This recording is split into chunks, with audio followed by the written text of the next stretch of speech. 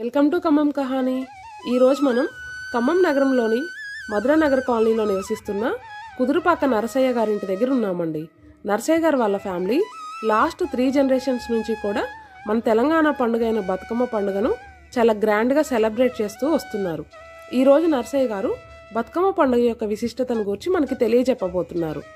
ఈ వీడియో కేవలం మన తెలంగాణ పండుగ బతుకమ్మ పండుగను గూర్చిన విశిష్టతను గూర్చి అందరికీ తెలియజేయబోయే ప్రయత్నం మాత్రమే.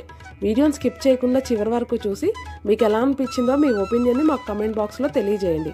అలాగే ఈ వీడియో మీకు నచ్చినట్టయితే లైక్ చేయండి, షేర్ చేయండి, సబ్స్క్రైబ్ చేసి సపోర్ట్ చేయండి. ఇంకా లేట్ చేయకుండా వీడియోలోకి వెళ్ళిపోదాం. ఈ బతుకమ్మ పండుగ అనేది మన తెలంగాణ సాంప్రదాయం. అన్ని రాష్ట్రాలలో కానీ ఎక్కడ కానీ దుర్గామాతను పూజిస్తూ ఉంటాం. కానీ ఇక్కడ మనం మా తెలంగాణ సాంప్రదాయం ప్రకారం మనం గౌరమ్మను పూజిస్తూ ఉంటాం. గౌరమ్మ పండుగ బతుకమ్మ పండుగని బతుకమ్మను పూజిస్తూ ఉంటాం. గుమ్మడి పువ్వులు మన సాంప్రదాయంలో గౌరమ్మను పెడితే పసుపు కుంకుమతో గౌరమ్మను పెట్టినంత మనకు సమానం ఇక్కడ. అందుకని కంపల్సరీ ప్రతి బతుకమ్మలో కూడా గుమ్మడి పువ్వును మనం వాడుతూ ఉంటాం. ఇది ఏంటి అంటే బతుకమ్మ అసలు ఎట్లా మనకు సాంప్రదాయపరంగా ఎట్లా వచ్చిందంటే ఒక్క మాట చెప్తా. ఇది మనం ఒక రాజు ఉంటాడు. ఆ రాజుకు ఏడుగురు కొడుకులు ఉంటారు. ఒక అమ్మాయి ఉంటుంది.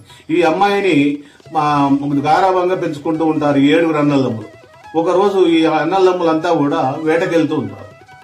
ఈ అమ్మాయి మీద ఈ విధంగా గారాభంగా పెంచుకోవటం వల్ల వీళ్ళ భార్యలు ఎవరైతే ఉన్నారో వాళ్ళ వదినలు ఈమెను అసహించుకుంటూ ఉంటారు.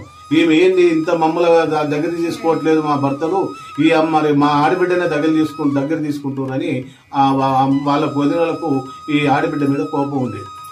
ఎప్పుడైతే ఈ అన్నలంతా కూడా 7 వేటకెళ్లారో వేటకు వెళ్లి వాళ్ళు తిరిగి వచ్చే లోపల పాపం ఈ అమ్మాయిని చంపేయటం జరుగుతుంది. చంపి ఒక్కడ పూడ్చిపెడితే ఆ పూడ్చిపెట్టిన ప్రదేశం ఏదైతుందో అక్కడ ఒక తంగేడి చెట్టు మొలుస్తుంది. తంగేడి చెట్టు మొలిసి విరబూసి చెట్టు కింద పువ్వులు ఉంటాయి అన్నట్టు. ఆ పువ్వులు ఉంటే వీళ్ళు అన్నదమ్ములు వేటకు పోయి తిరిగి వచ్చిన తర్వాత రాగానే భార్యలను అడుగుతూ ఉంటారు, మా చెల్లేది అని అడుగుతారు. వీళ్ళు ఏం చెప్పరు, ఎటో పోయింది రాలేదని చెప్తారు. చెప్తే అప్పుడు వీళ్ళు పాపం 7 అన్నదమ్ములు మొత్తం ఆ ప్రదేశం అంతా తిరుగుతారు. ఆ గ్రామం ఆ చుట్టూ ప్రదేశాలంతా కూడా తిరిగితే ఆఖరికి వాళ్ళకు ఒక చెట్టు కనపడుతుంది. ఆ చెట్టు నిండా విరబూసిన తంగేడు చెట్టు పువ్వులు కనపడి అక్కడ వాళ్ళ చెల్లె ప్రత్యక్షమయ్యి చెప్తూ ఉంటుంది, అన్నలు నాకు ఇట్లా జరిగింది, వదినలు నన్ను ఇట్లా చేశారు, చంపారు, నన్ను ఇక్కడ పూడ్చిపెట్టారు. ఈ తంగేడు పువ్వు పూసింది, ఈ చెట్టు ఏదైతే తంగేడు పువ్వు పూసిందో ఆ తంగేడు పువ్వే మీ చెల్లి అనుకోండి. ఆ పువ్వును తీసుకెళ్లి మీరు ప్రతి సంవత్సరం కూడా మరి బతుకమ్మను పేర్చి మీరు ఆడినట్టయితే మీ చెల్లితోనే ఆడినట్టుంటది అన్నదని చెప్తారు. ఆ విధంగా ఇంటి ఆడబిడ్డను వాళ్ళు ఇక ఏడ్చి తంగేడు పువ్వు తీసుకెళ్లి పేర్చి బతుకమ్మను పేర్చి ప్రతి సంవత్సరం కూడా ఒకవేళ ఆడబిడ్డలు రాకపోయినా ఆడబిడ్డలు పిలుచుకొని అందరిని పిలుచుకొని బంధువర్గాలను పిలుచుకొని ఈ విధంగా తంగేడు పువ్వులతోని బతుకమ్మను చేస్తూ ఉంటాం. ఇది మనకు చరిత్రలో చెప్తున్నటువంటి ఒక కథ. ఇంకో రెండో కథ కూడా మరి మనకు దీపావళి సందర్భంగా నరకాసురుడిని సంహరిస్తూ ఉంటారు. ఎవరు శ్రీకృష్ణుడు సత్యభామని సంహరిస్తూ ఉంటారు. ఆ సత్యభామే దుర్గాదేవి రూపంలో సత్యభామ.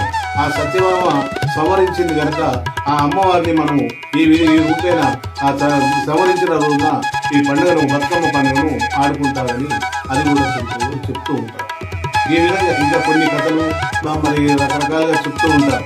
ఇవి అయితే మన తెలుగు సాంప్రదాయం ప్రకారము మరి వేములవాడలో సిరిసిల్ల జిల్లా వేములవాడలో అమ్మ రాజరాజేశ్వర మాత గుడి.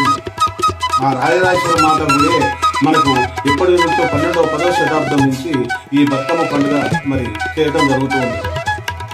ఈ బతుకమ్మ పండుగను ఆ రోజు నుంచి 10వ శతాబ్దం నుంచే మరి ఈ బతుకమ్మ పండుగను మనం తెలంగాణ సాంప్రదాయంగా మన పండుగను చేస్తూ ఉంటాం. వేరే దేశస్తులు మన దేశాన్ని చూసినప్పుడు అక్కడ ఉన్న సంపదలతో పాటు శివలింగాన్ని కూడా దోసుకుపోవడం జరుగుతుంది. అక్కడ మన ఈ రాజరాజేశ్వర మాతే ఉంటుంది. ఆ రాజరాజేశ్వర మాతను అక్కడ వాళ్ళు అంతా కూడా ఏం చేస్తారంటే శివుడు లేడు కనుక ఈ అమ్మవారిని మరి బతుకమ్మగా పేర్చి ఈ అమ్మవారిని మరి రాజరాజేశ్వర మాత అనుకుని పూజిస్తూ ఉంటారు.